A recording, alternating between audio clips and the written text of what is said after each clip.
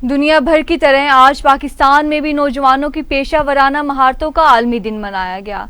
इस दिन को मनाने का मकसद ये है कि नौजवानों की सलाहियतों में इजाफे को यकीनी बनाया जाए ताकि वो माशरे का कारआमद हिस्सा बन सके। मजीद जानते हैं इस रिपोर्ट में।